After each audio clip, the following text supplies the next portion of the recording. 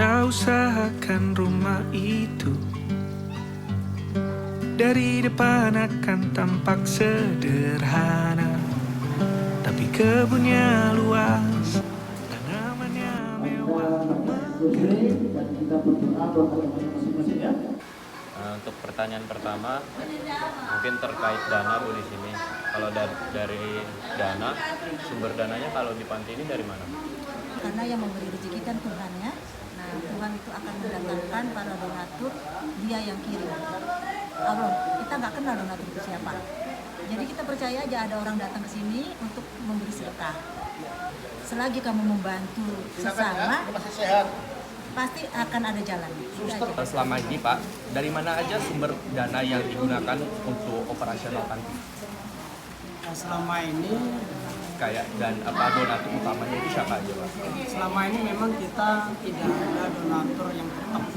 Apakah dalam pengelolaan dana yang didapatkan itu Pak, panti pernah mengalami kekurangan atau kesulitan?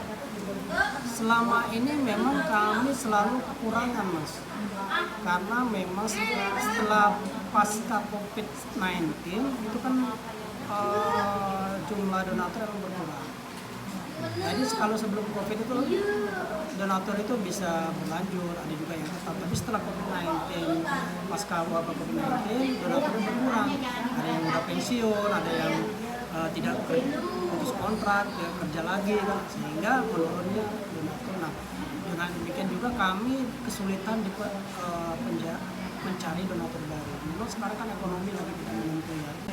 Memang lagi kesulitan keuangan karena di selain saya sudah pensiun, Pak Imamnya udah sakit, udah tidak ada ceramah-ceramah lagi.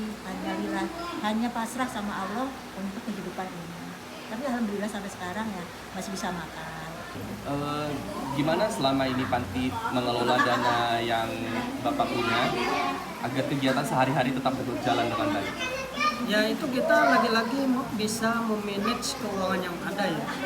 Terutama kita menggunakan yang pokok-pokok ini untuk biaya pokok seperti yang tidak bisa ditunda itu buat biaya makan. Itu nggak bisa kita tunda. Ya. Kalau gaji karyawan mungkin bisa ditunda ya. Tapi kalau biaya makan anak-anak nggak bisa. Kemudian biaya listrik, ya kan, biaya operasional sehari-hari. Nah, itu kita utamakan yang pokok dulu. Apa ada upaya atau rencana panti Pak untuk mengembangkan unit usaha mandiri atau program ekonomi yang melibatkan anak asuh? Sebenarnya kami dari sudah lama ingin mengembangkan usaha ya yang sifatnya kemandirian ekonomi panti, tapi lagi-lagi kami tadi rencana ingin membuka usaha semacam air minum isi ulang. Tapi lagi-lagi kami terkendala dengan investornya, katakanlah donaturnya untuk itu. Kalau dari kami sendiri, kami memang tidak ada biaya untuk itu. Itu satu. Kedua, kami berencana ingin membuka namanya koperasi. Koperasi serba usaha kan. Itu bisa mungkin membantu perekonomian itu panti lah ya.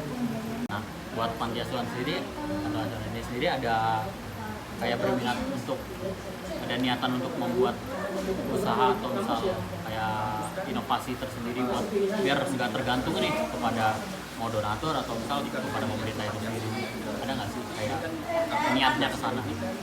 Ada dulu pernah buka warung Kak, tapi bangkrut soalnya orang pada ngutang. Pernah buat ternak lele, tapi lingkungan sini banyak maling gitu Kak, jadinya dicolongin maling lelenya gitu. Kendala lingkungan sendiri. Jadi tapi kalau niat udah pasti udah dari lama gitu. Udah. Selama ini memang kami udah beberapa tahun terakhir itu setelah pasca COVID itu kami berpikirnya harus mempunyai usaha. Panti itu harus punya usaha untuk menunjang perekonomian panti. Kalau mengandalkan donatur kita ya seperti ini, terus dan berkelanjutan.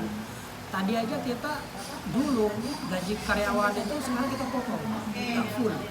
Karena itu Bang Andika kan termasuk yang Dewasa. paling dewasa lah, bukan paling tua. Paling dewasa di sini sama Bang Putra. Mungkin ada pesan-pesan atau saran-saran nggak buat adik-adik yang lebih kecil dari Bang Andika sama Bang Putra? Intinya mah belajar rajin, Belajar rajin, disiplin, mandiri, jangan melawan kepada orang tua gitu. Intinya sih sarannya.